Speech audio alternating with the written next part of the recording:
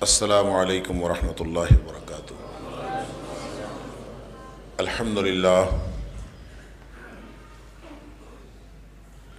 الحمدللہ وکفا وسلام علی عبادہ الذین اصطفیٰ۔ اشہد ان لا الہ الا اللہ وحدہ لا شریک لہ واشہد ان محمدا عبدہ ورسولہ صلی اللہ علیہ وآلہ وسلم۔ اللہم صلی علی محمد وعلی آل محمد کما صلیت علی ابراہیم وعلی آل ابراہیم انکا حمید مجید۔ اللہم بارک علی محمد وعلی آل محمد کما بارکت علی ابراہیم وعلی آل ابراہیم انکا حمید مجید۔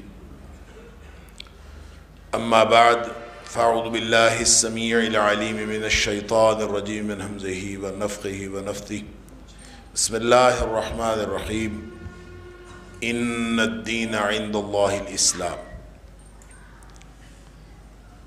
اللہ کے نزدیک دین صرف اسلام ہے۔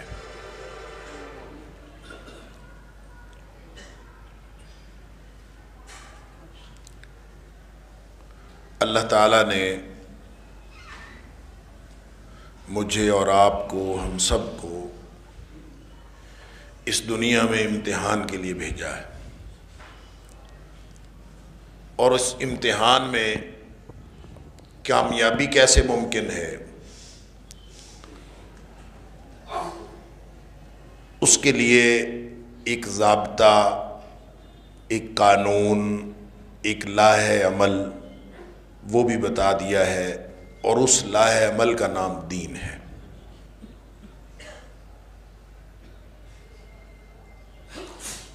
کیونکہ یہ دین اللہ کا ہے، اور اللہ نے اپنے بندوں کو یہ سکھانا ہے اور سکھایا ہے، اور اس لیے سکھایا ہے کہ لوگ ناکامی سے بچ کر کامیابی کے راستے پر چلے جائیں، لوگ جہنم سے بچ کر جنت میں جانے والے بن جائیں، اور لوگ جن کو اللہ نے احسن تقویم پر پیدا کیا ہے وہ اسفل سافلین سے بچ جائیں۔ اس لیے جو ضابطہ اور جو اصول دیا ہے اس کا نام دین، اور اللہ یہ چاہتا ہے کہ لوگ جہنم سے بچ کر جنت میں جانے والے بن جائیں، اس لیے کہ وہ اپنی جباریت اور اپنی قہاریت، اپنے طاقت اور اپنے غیظ و غضب کے ساتھ ساتھ وہ رافت والا ہے، وہ رحمت والا ہے، وہ الرحمن ہے، وہ الرحیم ہے، الرؤوف ہے،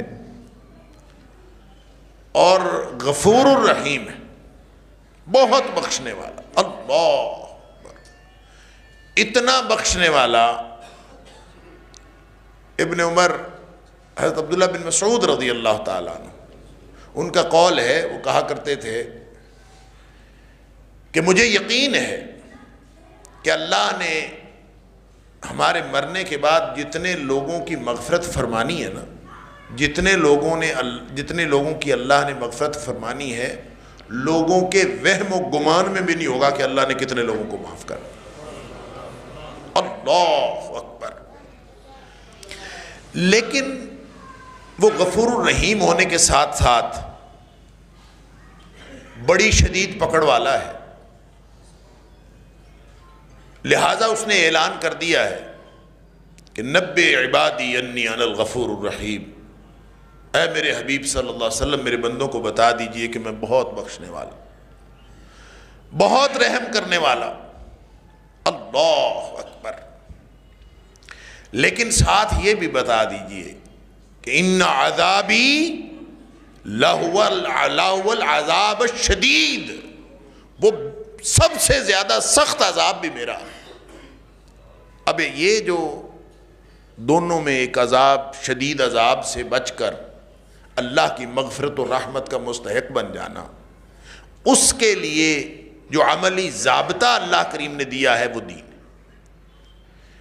غفور الرحیم رحمت والا اتنا ہے تو ممتحن، اور جو ممتحن ہوتا ہے وہ پاس بھی کرتا ہے فیل بھی کرتا ہے۔ ممتحن جو بھی ہوتا ہے، استاد بڑا ہی شفیق ہوتا ہے بچوں پر، لیکن وہ پاس بھی کرتا ہے اور فیل بھی کر دیتا ہے، اور جو فیل ہوتے ہیں ان کو معلوم ہوتا ہے کہ فیل ہم ہوئے ہیں، استاد نے نہیں کیا۔ اللہ اکبر۔ لیکن یہ دنیا جہان کا انوکھا ممتحن ہے، اللہ اکبر، کہ اس نے پورا امتحان ضابطہ بتا کے، قانون بتا کے، یہ کرنے والے کام ہیں، یہ نہ کرنے والے کام ہیں، یہ صلاحیت ہے، یہ ہدایت ہے، یہ گمراہی ہے، پورا دین بتا کے، ہدایت کا رستہ بتا کے، انا ہدیناہ السبیل اما شاکرا و اما کفورا، پوری آزادی دے کے، فمن شاء فلیؤمن ومن شاء فلیکفر، جو چاہے مومن بن جائے چاہے کافر بن جائے، پورا راستہ بتا کے، قانون عدل بتا کے، عدل کا قانون بتا کے، اور عدل کتنا، کیسا عدل کہ ہم سوچ بھی نہیں سکتے، جو کہ عدل کی اعلیٰ ترین شکل ہو سکتی ہے، اللہ کریم میں وہ کمال کی حد تک عدل ہے، اللہ کی طرف ظلم کی نسبت بھی نہیں کی جا سکتی، اتنا بڑا عادل ہے، اللہ اکبر، کہ اس نے علامتی طور پر ہمیں سمجھایا کہ اگر دنیا میں کسی سینگوں والی بکری نے بغیر سینگوں کے بکری کو مارا ہوگا تو قیامت والے دن اللہ تعالیٰ اس بکری کے سینگ چھین لے گا، بغیر سینگوں کے بکری کو سینگ عطا فرمائے گا، اور اسے کہے گا جو دنیا میں اس نے جتنا تجھے مارا تھا تو بھی مار لے، اس قدر عادل ہے وہ، لیکن وہ ساتھ رحیم ہے۔ ایک اس کا قانون عدل کا ہے اور ایک اس کا قانون رحمت کا ہے، یعنی ایسا کوئی ممتحن ہوگا کہ وہ عدل کا قانون، عدل کے ضابطے بنانے سے پہلے رحمت کا قانون بنائے، اور رحمت کا قانون کیا ہے؟ وہ عدل کے قانون کے اوپر سپرسیڈ کرتا ہے، عدل کے قانون کے اوپر ہے۔ ایک آدمی جو عدل کے مطابق پکڑا جا چکا ہو، عذاب کا مستحق ہو، اور اس نے ثابت ہو گیا ہو کہ یہ اب مجرم ہے، اب یہ کسی بھی وقت جو ہے جہنم میں چلا جائے گا، اس پر بھی جب اللہ کی رحمت ہو جائے گی تو وہ شخص جہنمی سے بچ کر جنتی ہو جائے گا، جہنم سے بچ کر جنت میں جانے والا بن جائے گا۔ یہ اللہ کا قانون رحمت ہے، اللہ اکبر۔ تو قانون رحمت جو ہے وہ اس نے پہلے بنایا ہے، یعنی عجیب، کیسا ممتحن ہے کہ قانون رحمت پہلے بنایا اور قانون عدل بعد میں بنایا۔ سورہ ملک میں جو اللہ تعالیٰ نے فرمایا تبارک الذی بیدہ الملک وہو علی کل شیء قدیر، وہ بڑا طاقتور بادشاہ ہے لیکن ہے برکتوں والا، تبارک الذی، بڑی خیر و برکت والی ذات، سبحان اللہ۔ برکت کہتے ہی اس کو ہیں، جس شخص پر بول لیں، جس ہستی پر بول لیں، جس جگہ پر بول لیں، جس گھڑی جس دن پر بول لیں، لفظ برکت اپنے اندر رحمت لیے ہوئے ہے، اور رحمتوں کی ایسی برکھا برستی ہے کہ جو برکت والی چیز ہوتی ہے، برکت والی جگہ ہوتی ہے، یا برکت والی ہستی ہوتی ہے، برکت کے معنوں کے اندر شامل ہے کہ وہ ایک تو وہ سراسر خیر ہے، اور دوسرا وہ خیر کہیں رکتی نہیں ہے، وہ بڑھتی چلی جاتی، وہ کبھی رکتی نہیں، اس کی حد نہیں آتی۔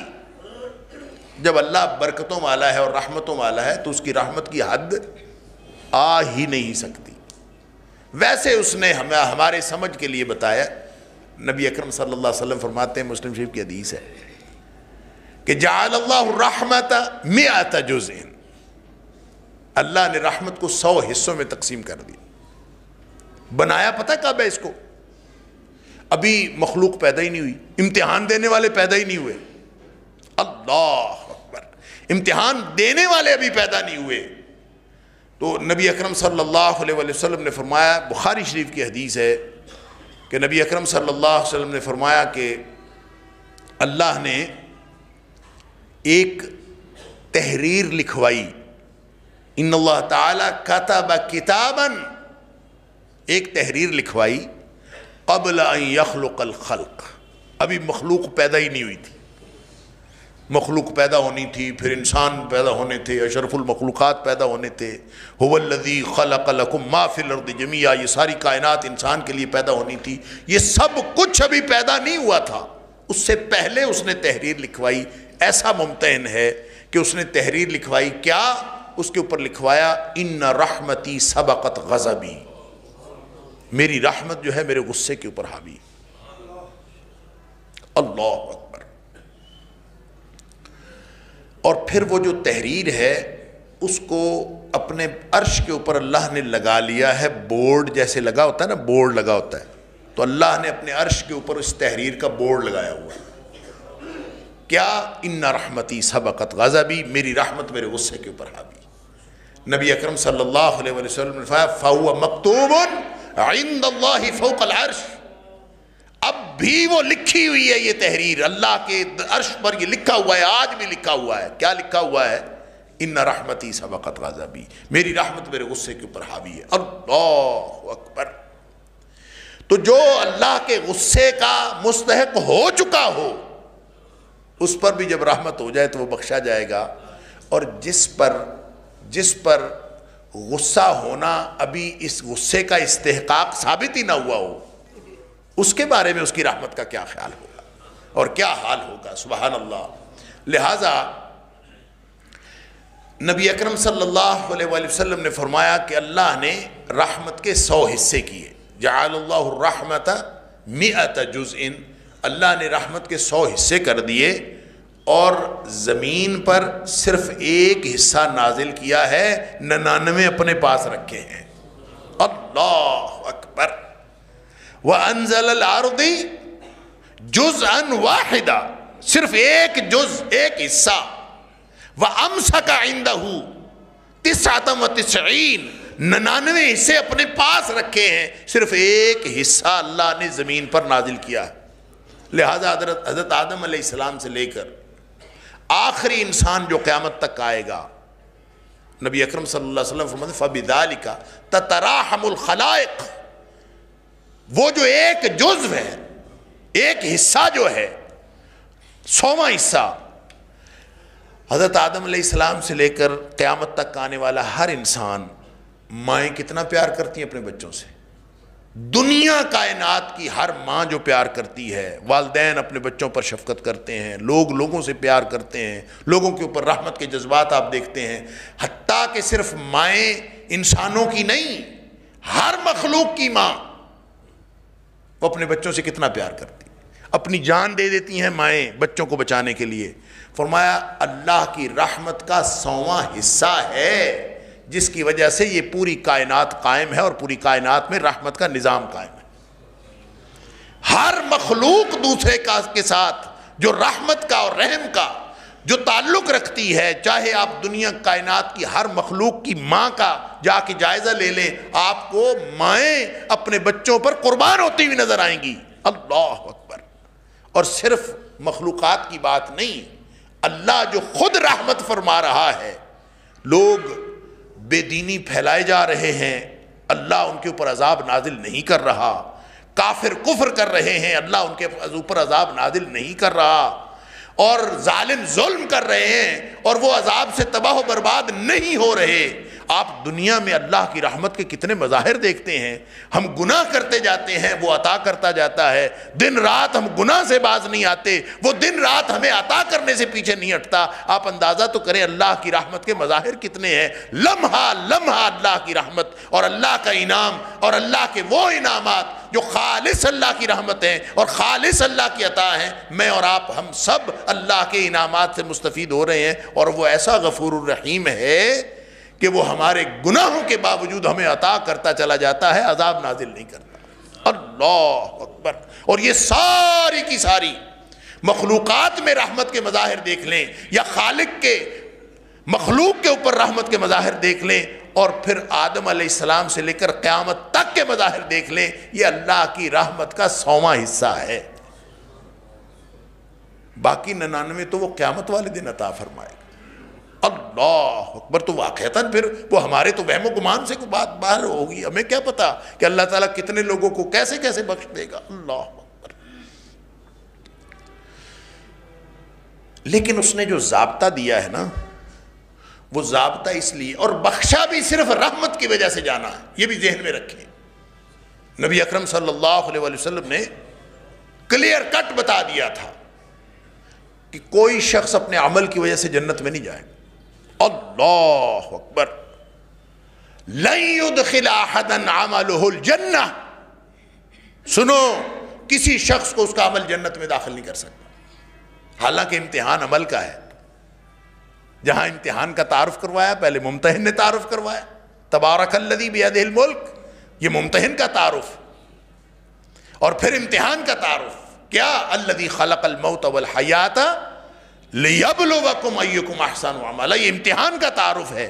اور کس چیز کا امتحان ہے؟ حسن عمل کا امتحان. تاکہ وہ تمہیں امتحان کرے کہ تم میں سے اچھے عمل کرنے والا کون. اللہ اکبر. یہ بھی امتحان کی بڑی خوبصورت نوعیت ہے.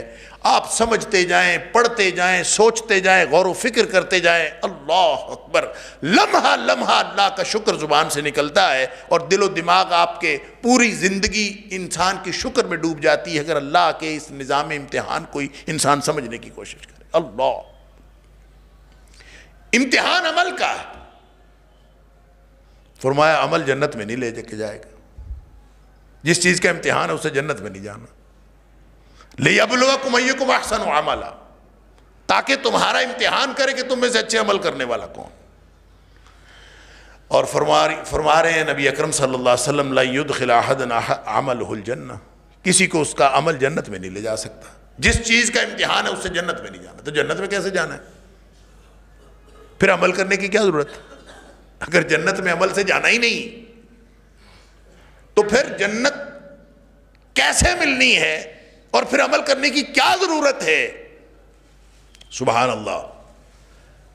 صحابی پوچھتا ہے اللہ کے رسول صلی اللہ علیہ وسلم، آپ نے بھی عمل سے جنت میں نہیں جانا؟ فرمایا ولا انا، میں بھی عمل سے جنت میں نہیں جا سکتا.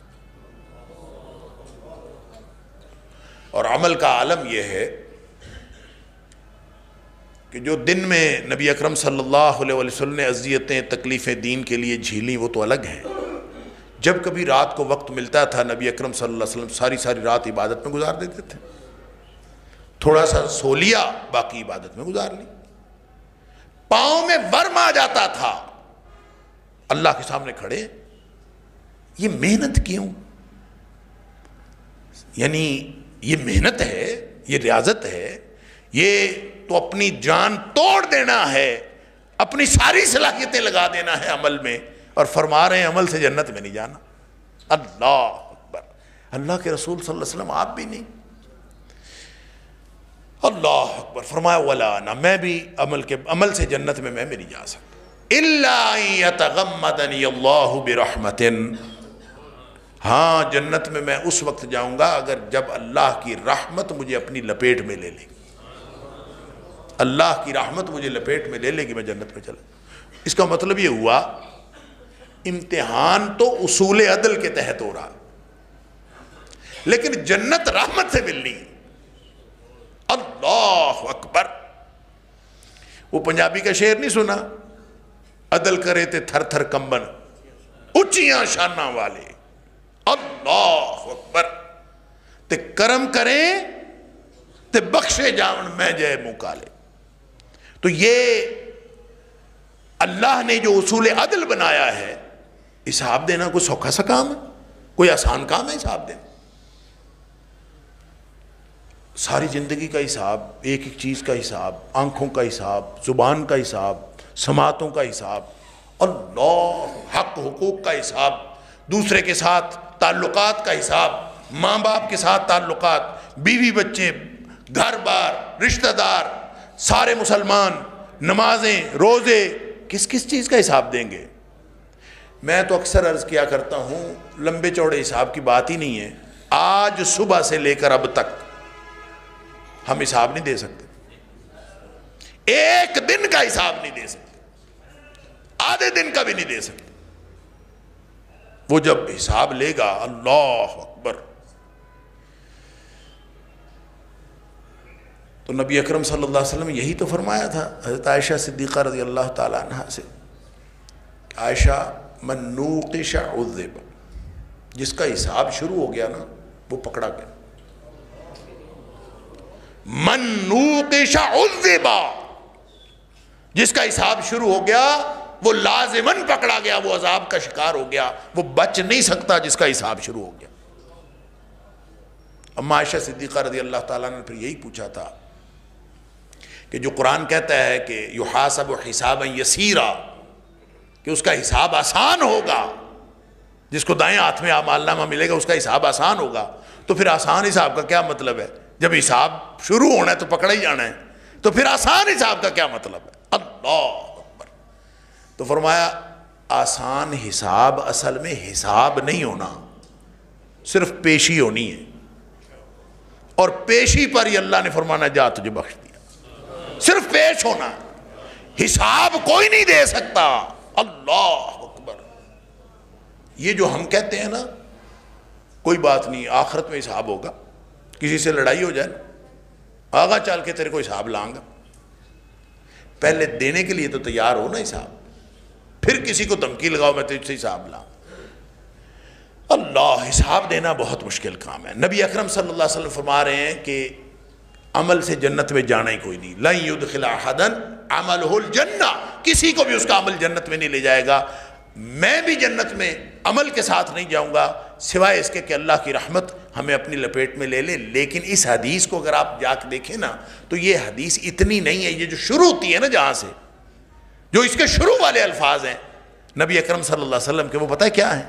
سددوا وقاربوا، جس کا معنی یہ ہے کہ عمل پر جتے رہو، محنت کرتے رہو.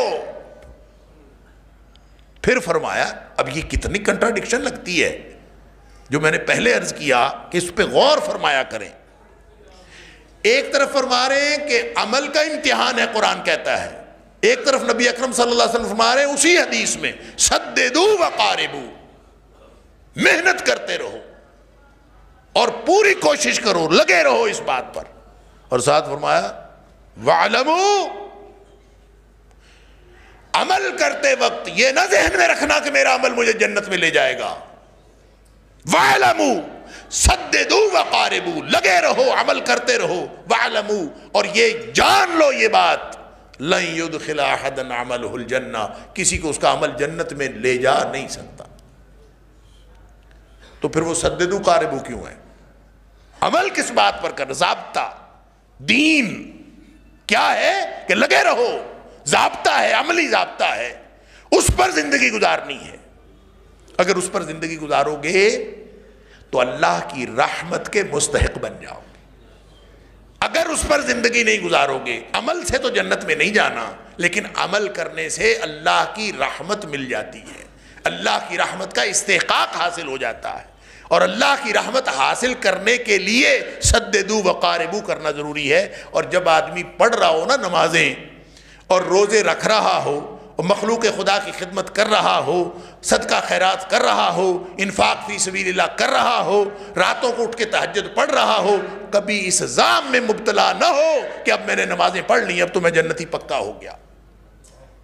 ہمارا دماغ درست رکھنے کے لیے ہم تو 5 نمازیں وقت پہ پڑھ لیں تو بے نمازی ہمارے سامنے سے کھانس کے گزر نہیں سکتا. ہم تو بندے کو بندہ نہیں سمجھتے. جب ہم نے نمازیں پڑھی ہوں اور اس نے نہ پڑھی ہوں تو ہم تو باقاعدہ دل میں نفرت آتی ہے، اور ایک دل میں ایک ایسا عجب پیدا ہوتا ہے کہ میں نمازی ہوں، میں نے داڑھی رکھی ہوئی، اس نے نہیں رکھی ہوئی، میں پردے دار خاتون ہوں، وہ خاتون بے پردے، میں صدقہ خیرات کرتا ہوں، وہ نہیں کرتا. یعنی کتنی باتیں ہیں جب ہم دوسروں کو دیکھتے ہیں اور بے دین کو دیکھ کر ہمارے دل میں خیال آتا ہے نفرت کا اظہار کہ جناب یہ تو ایسے ہے، میں زیادہ عمل کرتا ہوں، میں گویا جنتی ہوں اور وہ گویا جہنمی ہے، نعوذ باللہ من ذالک، اللہ تعالیٰ معاف فرمائے. یہ صرف یہاں کی بات نہیں، مولوی لڑتے نہیں دیکھے آپ نے، کوئی جہنم کے فتوے دے رہے ہیں کسی کے بارے میں، کوئی جنت کے فتوے دے رہے ہیں، دیکھا نہیں آپ نے؟ ایک شخص فوت ہوتا ہے اور پورے سوشل میڈیا پہ طوفان آ جاتا ہے، ایک طرف سے جنت کے سرٹیفکیٹ ہیں، ایک طرف سے جہنم کے سرٹیفکیٹ. اللہ، جو جہنم کے سرٹیفکیٹ دینے والے ہیں ان کے پاس بھی دلیلیں موجود ہیں، اور جو جنت کے سرٹیفکیٹ دینے والے ہیں ان کے پاس بھی دلیلیں موجود ہیں.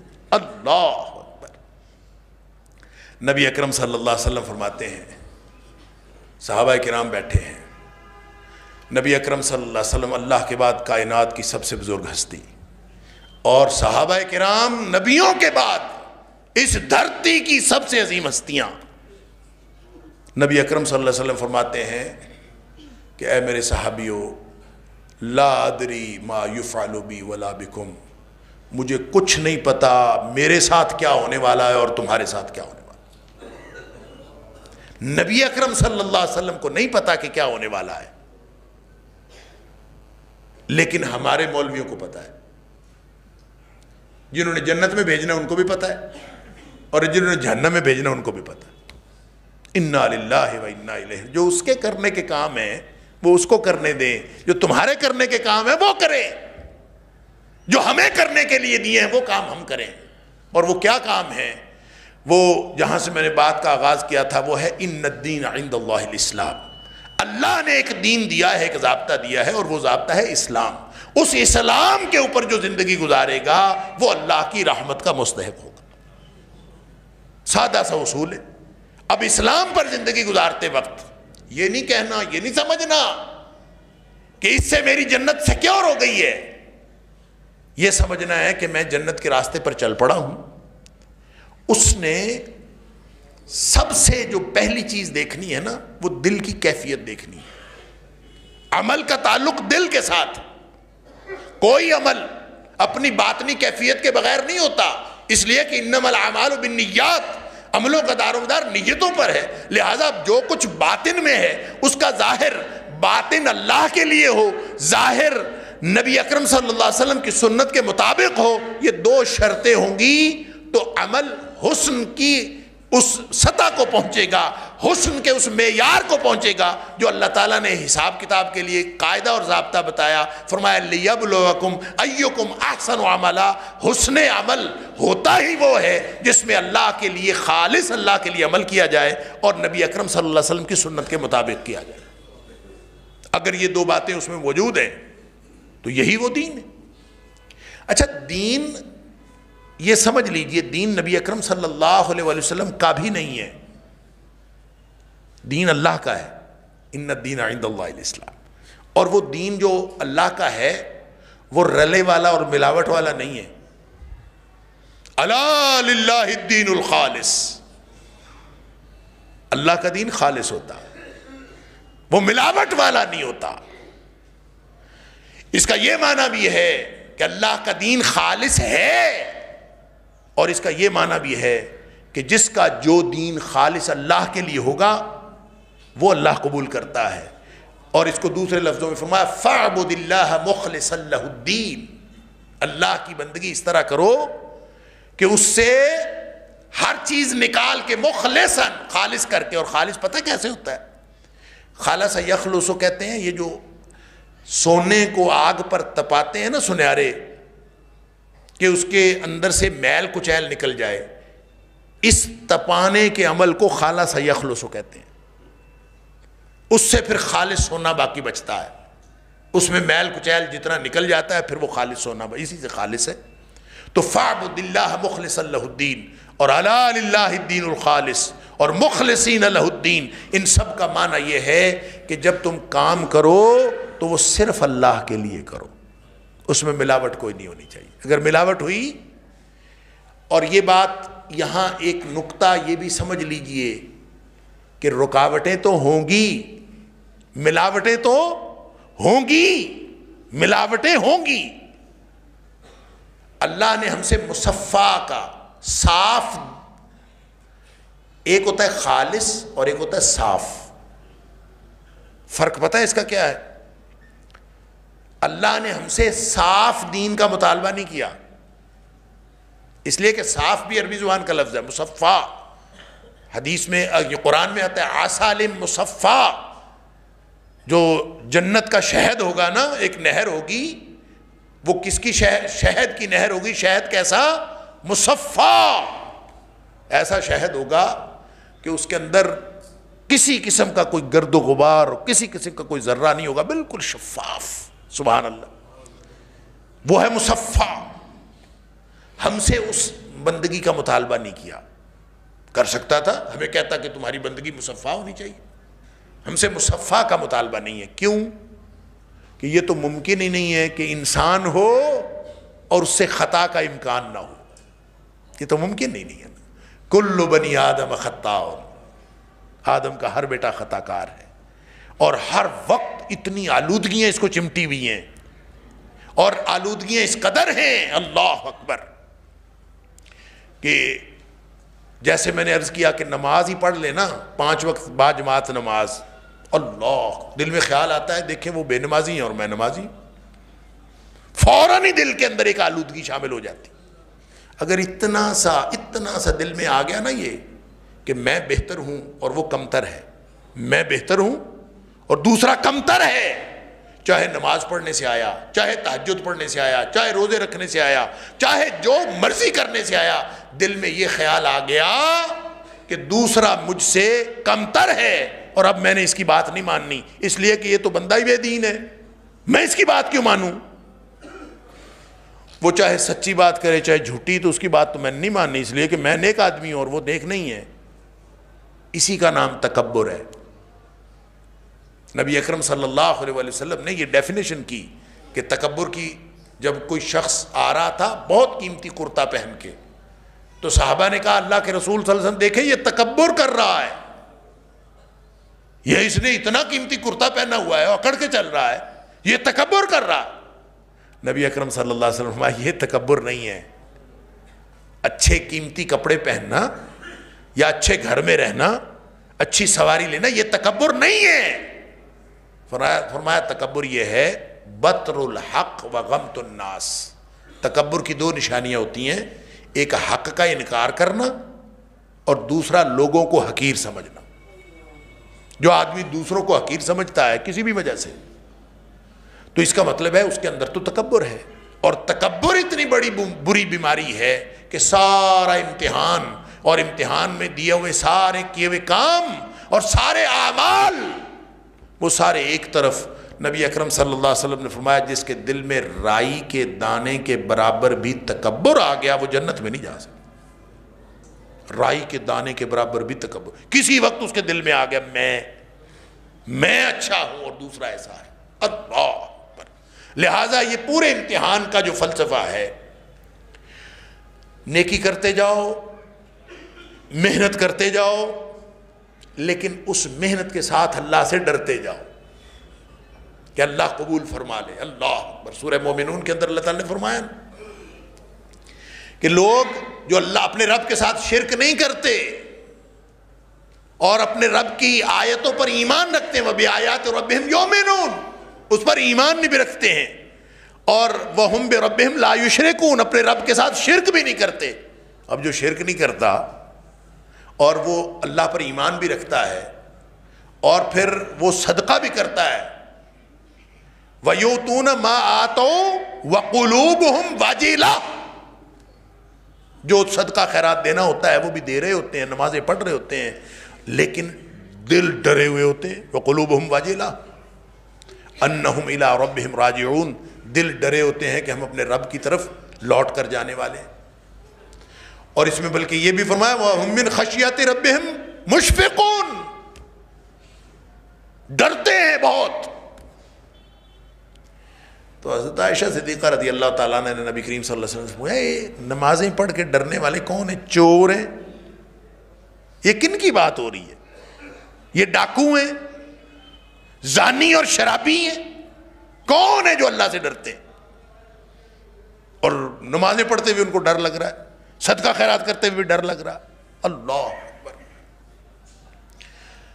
تو نبی اکرم صلی اللہ علیہ وسلم فرمایا لا یا بنت الصدیق، اے صدیق کی بیٹی، یہ اس سے مراد چور زانی شرابی نہیں ہے، بلکہ فرمایا وَلَكِنَّهُمْ، بلکہ یہ وہ لوگ ہیں یصلون ویصومون ویتصدقون، یہ وہ لوگ ہیں جو نمازیں پڑھتے ہیں، روزے رکھتے ہیں، صدقہ خیرات کرتے ہیں، وَهُمْ يَخَافُونَ أَلَّا يُقْبَلَ مِنْهُمْ، ڈر ان کو یہ لگا رہتا ہے، دھڑکا لگا رہتا ہے کہ کہیں ہمارے اعمال اللہ کے ہاں نامقبول نہ ہو جائے۔ قبول ہوں گے تو وہ رحمت کرے گا نا، اس کو پسند آئیں گے اعمال تو وہ رحمت کرے گا نا۔ اور پسند اس کو پتہ کیا آ جاتا ہے؟ اس کو پسند ہے عاجزی۔ جو آدمی عاجزی کا اظہار کرے وہ اس کو پسند ہے، تکبر اس کو پسند نہیں ہے۔ تکبر تو اس نے کہا الکبر ردائی، یہ تو میری چادر ہے۔ جس کے دل میں رائی کے دانے کے برابر بھی تکبر ہوگا تو اس کو وہ معاف نہیں کرتا۔ اور جس نے عاجزی کا اظہار کیا، لہٰذا نمازیں پڑھتا ہے پھر عاجزی کرتا ہے، اللہ پتہ نہیں قبول ہوا کہ نہیں ہوا، نمازیں پڑھتا جاتا ہے، روزے رکھتا جاتا ہے، مخلوق خدا کی خدمت کرتا جاتا ہے، پورے دین کا ضابطہ اس پر عمل کرتا جاتا ہے، لیکن ساتھ اللہ سے رحمت کی امید رکھتا۔ یہ ہے پورا فلسفہ اس پورے دین کا۔ اب وہ جو میں عرض کر رہا تھا کہ دین نبی اکرم صلی اللہ علیہ وسلم کا بھی نہیں ہے، دین کس کا ہے؟ اللہ کا۔ لیکن اس نے ہمیں جو دین دیا ہے نا، ہمیں وہ نبی اکرم صلی اللہ علیہ وسلم کے ذریعے دیا۔ اب ظاہر ہے اللہ تعالیٰ نے وہاں سے قرآن کوئی نازل کیا، کوئی مکہ یا مدینہ میں تھوڑی نازل کیا ہے۔ اللہ نے قرآن کہاں نازل کیا ہے؟ اللہ تعالیٰ نے قرآن نازل کیا ہے نبی اکرم صلی اللہ علیہ وسلم کے دل پر، آپ کے قلب اطہر پر، علی قلبک لتکون من المنذرین۔ اے حبیب صلی اللہ علیہ وسلم، یہ ہم نے آپ پر نازل کیا ہے۔ اور کیا نازل کیا ہے، کیا نہیں کیا، اللہ جانے اور نبی اکرم صلی اللہ علیہ وسلم جانے۔ اور پھر کہا وَأَنزَلْنَا إِلَيْكَ الذِّكْرَ لِتُبَيِّنَ لِلنَّاسِ مَا نُزِّلَ إِلَيْهِمْ۔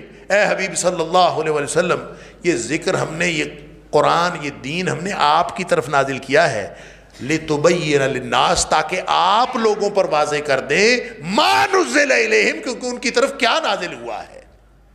لہٰذا جو نازل کیا وہ بھی نبی کریم صلی اللہ علیہ وسلم پر نازل کیا، اس کی جو وضاحت کرنی ہے وہ ذمہ داری بھی نبی اکرم صلی اللہ علیہ وسلم کی لگائی۔ یوں ہمارے پاس نمونہ کامل، اسوہ کامل نبی اکرم صلی اللہ علیہ وسلم کی ذات آ گئی۔ اب اتھارٹی دین کے لیے نبی اکرم صلی اللہ علیہ وسلم ہے، دین اللہ کا، اور اتھارٹی کون؟ نبی اکرم صلی اللہ علیہ وسلم۔ نبی کریم صلی اللہ علیہ وسلم ہاں فرما دیں تو دین، آپ نہ فرما دیں تو دین، آپ خاموش رہ جائیں تو بھی دین، آپ کسی خاموشی سے کسی چیز کو برقرار رکھیں تو بھی دین بنتا ہے۔ یہ ہے وہ دین۔ لہٰذا قیامت تک کے لیے دین فکس ہو گیا۔ نبی اکرم صلی اللہ علیہ وسلم زبان سے جو نکالیں گے وہی دین بنے گا۔ آپ جس کو قرآن کہیں گے وہ قرآن ہوگا، آپ جس کو نبی اکرم صلی اللہ علیہ وسلم کعبہ قرار دیں گے وہ کعبہ ہوگا۔ نبی اکرم صلی اللہ علیہ وسلم فرشتوں کا تعارف کروائیں گے، کتابوں کا تعارف نبی اکرم صلی اللہ علیہ وسلم کرائیں گے، نبیوں کا تعارف نبی اکرم صلی اللہ علیہ وسلم کرائیں گے۔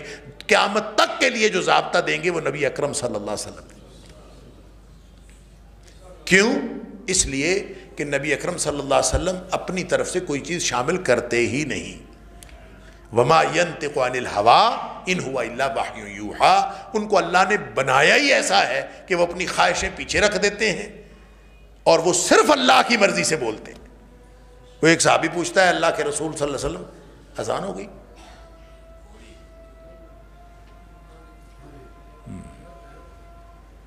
کیا وقت ہو گیا؟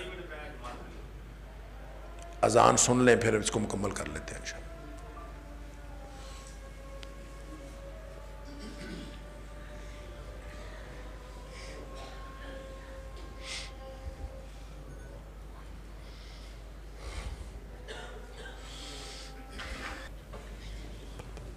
تو نبی اکرم صلی اللہ علیہ وآلہ وسلم کو اللہ تعالیٰ نے یہ اتھارٹی دی کہ اب قیامت تک کے لیے جس شخص نے بھی اس ضابطے کے ساتھ جڑنا ہو جو اللہ نے کامیابی کا ضابطہ دیا ہے، اس کو نبی اکرم صلی اللہ علیہ وسلم کے ساتھ جڑنا پڑے گا۔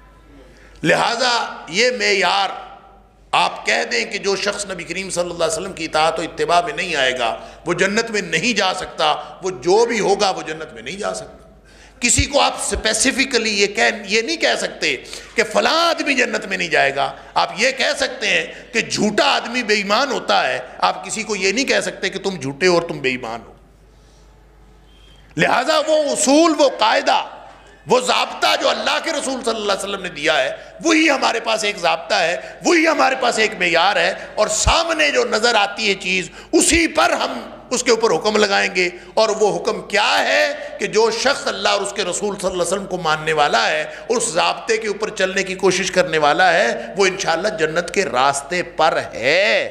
جنت میں جائے گا کہ نہیں جائے گا یہ اللہ کو معلوم۔ لہذا اس دین کے اوپر چلنا، اس دین کو معیار سمجھنا۔ نبی اکرم صلی اللہ علیہ وسلم نے فرمایا جس شخص کو 5 وقت مسجد میں آتا دیکھو اس کے ایمان کی گواہی دے۔ اللہ اکبر۔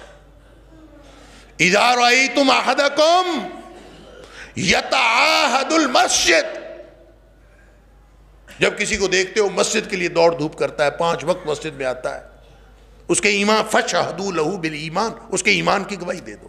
حالانکہ مسجد میں منافقین بھی آتے تھے، منافق بھی ہو مسجد میں آتا ہے تو ہمارا کام یہ ہے کہ ہم اس کے ایمان کی گواہی دے دیں۔ رہ گئی بات کہ وہ اندر سے منافق ہے، اس کا معاملہ اللہ کے ساتھ ہے، انہ علیم بذات الصدور، اللہ تعالیٰ جانتا ہے دلوں کے حال، وہ پکڑے گا اس کو، وہ اس کا کیا حال ہوگا، کل کو کیسے پکڑا جائے گا، کیسے بخشا جائے گا، یہ ہمارا معاملہ نہیں۔ لیکن ہمارے پاس اپنی بخشش کے لیے بھی اور دوسروں کی بخشش کے لیے بھی ایک ہی ضابطہ ہے، ایک ہی طریقہ ہے کہ ہم نبی اکرم صلی اللہ علیہ وسلم کے ساتھ جڑ جائیں۔ اب اگر میں اور آپ اس راستے پر ہیں کہ ہمیں جب بھی کوئی مسئلہ درپیش ہو، ہم جب بھی کوئی عملی ضابطہ دیکھیں، جب بھی ہم کوئی انفرادی اور اجتماعی عمل سر انجام دینے لگیں، ہماری نگاہ مدینہ طیبہ کی طرف اٹھے اور ہم نبی اکرم صلی اللہ علیہ وسلم کو، آپ کی حیات طیبہ کو، صحابہ کرام کی زندگیوں کو دیکھیں، تو اس کا مطلب ہے ہم اس درست راستے پر ہیں جو جنت کا راستہ ہے۔ یہ وہ ضابطہ ہے جو جہنم سے بچا کر جنت میں لے جا سکتا ہے۔ اور اگر رہنمائی کے لیے نگاہیں کسی اور طرف اٹھتی ہیں تو کہتا ہے کہ میں مسلمان ہوں، کہتا ہے میں اللہ کے رسول صلی اللہ علیہ وسلم کو مانتا ہوں، کہتا ہے میں اللہ کو مانتا ہوں، لیکن رہنمائی کے لیے جو پہلا خیال آتا ہے وہ مدینہ منورہ کا نہیں آتا، وہ نبی اکرم صلی اللہ علیہ وسلم کا نہیں آتا، صحابہ کرام کا نہیں آتا، کسی کا منہ مشرق کو ہے، کسی کا منہ مغرب کو ہے، کوئی کہیں کا کوئی کہیں کا۔ اگر وہ یہ کر رہے ہیں تو وہ کم از کم اس ضابطے پر نہیں ہے جو اللہ نے جہنم سے بچ کر جنت میں جانے والا ضابطہ بنایا۔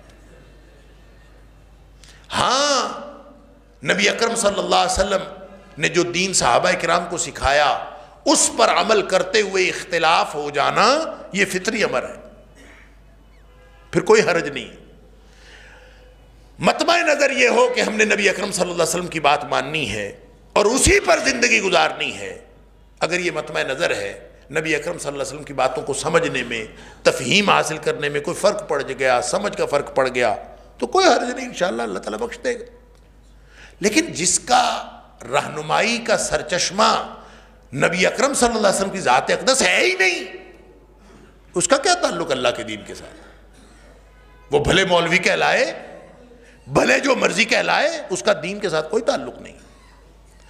اور ہمارے ساتھ ہوا یہ ہے کہ ہم جس دور میں زندگی گزار رہے ہیں ہمارا دین کا تصور گم ہو گیا۔ وہ دین جس نے ہمیں بچانا تھا، جس نے ہمارا تحفظ کرنا تھا، وہ ہم اس کو گوا بیٹھے، ہمارا تصور ہی بگڑ گیا۔ اللہ اکبر۔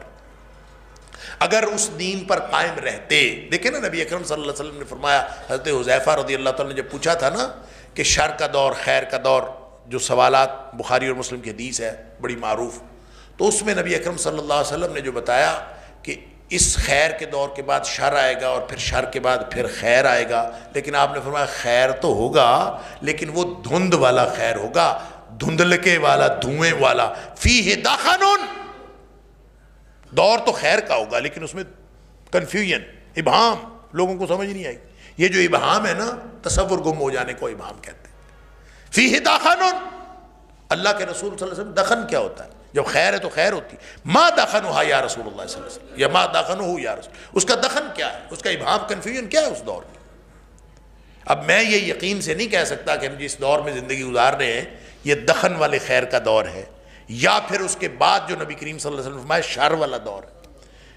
ہم یہ اللہ کو معلوم ہے کہ ہم شر والے دور میں ہیں یا دخن والے خیر کے دور میں ہیں۔ اگر یہ دخن والا خیر ہے تو نبی اکرم صلی اللہ علیہ وسلم نے فرمایا وہ اس کی نشانی یہ ہے، اس کا دخن یہ ہے، اس کا ابہام اور کنفیوژن یہ ہے، اس میں خرابی یہ ہے کہ فرمایا ائمۃ یہدون، رہنمائی کرنے والے رہنما، تقریروں کرنے والے مولوی اور پیشوائی کرنے والے پیشوا، وہ سارا کام کر رہے ہوں گے۔ ائمۃ یہدون، ائمہ رہنمائی کا کام کر رہے ہوں گے بغیر ہدی، لیکن جو وہ رہنمائی دے رہے ہوں گے وہ میری لائی ہوئی ہدایت نہیں ہوگی، وہ کہیں اور سے لے رہے ہوں گے۔ یہ ہے اصل مسئلہ، اصل دخن یہ ہے۔ اور اگر یہ شر والا دور ہے اس کے بعد والا، تو اس کی نشانی آپ نے بتائی، وہ تو اس سے بھی خطرناک ہے۔ فرمایا دعات الی ابواب جہنم، وہ تو جہنم کے دروازوں کی طرف بلا رہے ہوں گے سارے۔ من اجابہم الیہ قذفوہ فیہا، جو ان کی بات پر لبیک کہیں گے اس کو جہنم میں پھینک دیا۔ اللہ اکبر۔ تو راستہ کیا ہے؟ حل کیا ہے؟ حل یہ ہے کہ ہم اللہ کے رسول صلی اللہ علیہ وسلم والے دین جو آپ نے صحابہ کو سکھایا اس کے ساتھ جڑ جائیں۔ اور وہ جو 72-73 فرقوں والی حدیث ہے کہ آپ نے فرمایا کلہم فی النار الا واحدہ، سارے جہنمی ہیں صرف ایک جنت میں جائے گا۔ اس کی ڈیفینیشن بھی جب صحابہ نے پوچھی تھی کہ ان کی صفہم لنا، ان کی نشانی بتا دیں، تو نبی اکرم صلی اللہ علیہ وسلم نے نشانی یہ بتائی تھی ما انا علیہ واصحابی، وہ لوگ اس دین پر ہوں گے جس دین پر میں اور میرے صحابہ کرام۔ لہٰذا اگر اس راستے کو انتخاب کیا ہے تو پھر آپ کو مبارک ہو، اور اگر راستہ کوئی اور ہے تو پھر آج فکر کر لیں۔ ایک آخری حدیث عرض کر کے میں اپنی بات مکمل کرتا ہوں۔ نبی اکرم صلی اللہ علیہ وسلم نے قرب قیامت کی باتیں بتائیں، بہت ساری احادیث ہیں۔ ایک حدیث کے اندر آپ نے فرمایا ان من اقتراب الساعہ، قرب قیامت کی نشانیوں میں سے ایک نشانی یہ ہے کہ جس میں آپ نے فرمایا ان یوضع علی خیار ویرفع علی شرار، کہ جو بدترین لوگ ہیں وہ اوپر آ جائیں گے اور جو اچھے لوگ ہیں وہ بالکل چھوٹے بنا دیے جائیں گے، نکو بنا دیے جائیں گے، ان کو پست کر دیا جائے گا، اور بدترین لوگوں کو جو ہے وہ اوپر لے آیا جائے گا۔ یہ بھی اس دور کی نشانی ہے۔ پھر آپ نے ایک نشانی یہ بھی بتائی اس دور کی کہ وَيُفْتَحَ الْقَوْلُ وَيُخْزَنَ الْعَمَلُ، اس دور میں تقریریں کرنے والے بہت ہوں گے، باتیں بہت ہوں گی، قول باتیں پھیل جائیں گی، وَيُخْزَنَ الْعَمَلُ، عمل سکڑ جائے گا، عمل کرنے والے تھوڑے ہوں گے۔ اب تقریریں تو جس سے مرضی کروا لو، اللہ، ہر بندہ جو اٹھتا ہے سوشل میڈیا پہ، میرا اکاؤنٹ ہے سوشل میڈیا پہ، یوٹیوب چینل ہے، فلاں ہے، روز درس ادھر سے ادھر، جس سے مرضی کروا لو۔ اگر ہم یہاں پہ جتنے لوگ بیٹھے ہیں آپ اٹھا کے دیں، ہم میں سے بہت سارے مدرسین نکل آتے ہیں۔ عمل کا مسئلہ ہے، تقریر تو میں بھی بڑی اچھی کر لیتا ہوں، عمل میرا کتنا ہے یہ اللہ کو معلوم ہے۔ اللہ یفتح القول ویخزن العمل، تقریریں کرنے کے تو بہت بہانے ہیں اور بہت راستے ہیں، اور کرنے والے بھی بہت ہیں، عمل کرنے والے کتنے ہیں؟ یہ اس دور کا ایک فتنہ یہ۔ اور پھر آپ نے فرمایا اس دور میں دیکھیں جب حالات یہ ہو جائیں کہ بدترین لوگ اوپر ہیں، بہترین لوگ جو ہیں وہ بالکل معاشرے کا ایک ان کو تلچھٹ بنا دیا گیا ہے، اب وہ کدھر، کون اصلاح کون کرے گا؟ جو بدترین لوگ ہیں ان کی سنی جاتی ہے، جو بہترین لوگ ہیں ان کی سنتا ہی کوئی نہیں، اور باتیں ہر بندہ کر جس سے مرضی کروا لو، گدھا گھوڑا سب برابر ہوئے پڑے ہیں، عمل کی کوئی اہمیت نہیں ہے۔ اصلاح کیسے ہوگی؟ تو اصلاح کا ایک طریقہ ہے کہ تعلیم دی جائے، اور تعلیم کون سی؟ مدینہ طیبہ سے جو آئی ہوئی ہے، یہی ایک طریقہ ہے نا۔ تو نبی اکرم صلی اللہ علیہ وسلم نے فرمایا اس قوم میں، اس معاشرے میں جو پڑھا جا رہا ہوگا نا وہ مسنات ہوگا۔ فرمایا تقرا فی القوم المسنات، جو کچھ پڑھایا جا رہا ہوگا نا وہ سارے کا سارا المسنات ہوگا۔ ساتھ یہ فرمایا وَلَيْسَ فِيهِمْ أَحَدٌ يُنْكِرُهَا، ان میں کوئی ایک آدمی ایسا بھی نہیں ہوگا جو اٹھ کے یہی کہہ دے کہ یہ کیا کر رہے ہو، اس کو برا ہی کہہ دے، برا کہنے والا بھی کوئی نہیں ہو، اس کو غلط کہنے والا بھی کوئی نہیں ہو، یعنی انتہا ہے زوال کی۔ صحابی پوچھتا ہے اللہ کے رسول صلی اللہ علیہ وسلم مل مسنات یا رسول اللہ صلی اللہ علیہ وسلم، مسنات کیا پڑھ رہے ہوں گے لوگ اس دور میں؟ فرمایا التی کتبت سوا کتاب اللہ، ہر وہ چیز جو اللہ کی کتاب کے علاوہ علم لکھا جا رہا ہے، جو وحی الہی کے مقاصد سے ہٹ کے جو کچھ لکھا جا رہا ہے وہ سارے کا سارا المسنات ہے۔ لہٰذا جو ہم سکولوں میں پڑھا رہے ہیں، پتہ نہیں کس کے نظریات کہاں سے آئے، کس نے لکھے، کیا کچھ کس کو کون پڑھائے جا رہا ہے، اور پھر مذہبی رہنمائی، دینی رہنمائی بھی جس نے لینی ہے، کوئی کہیں سے لے رہا ہے، کوئی کہیں سے لے رہا ہے، مدینہ طیبہ سے کون لے رہا؟ نبی اکرم صلی اللہ علیہ وسلم کی لائی ہوئی ہدایت سے کون ہدایت حاصل کر رہا ہے؟ لہٰذا آج اگر ہم اس کی فکر کر لیں تو انشاءاللہ ہم کامیابی کے رستے پر آج بھی ابھی بھی وقت ہے، مرنے سے پہلے وقت ہے۔ ہم یہ تہیہ کر لیں کہ آج کے بعد جتنی زندگی باقی ہے، ہم اللہ سے وعدہ کر لیں کہ اللہ آج سے پہلے کہ جتنے گناہ تو معاف کر دے۔ آج ہم تجھ سے وعدہ کرتے ہیں کہ آج کے بعد جتنی زندگی باقی ہے، وہ چاہے چند لمحے ہے، چند سال ہے، وہ خالص تیری مرضی کے لیے، تیری رضا کے لیے، اور خالص نبی اکرم صلی اللہ علیہ وسلم کے طریقے کے مطابق گزرے گی۔ ہم اللہ سے یہ وعدہ کر لیں، یقیناً اللہ کو ہماری حالت پر ترس آ جائے گا، ہماری دنیا بھی بن جائے گی، ہماری آخرت بھی بن جائے گی۔ وآخر دعوانا الحمدللہ۔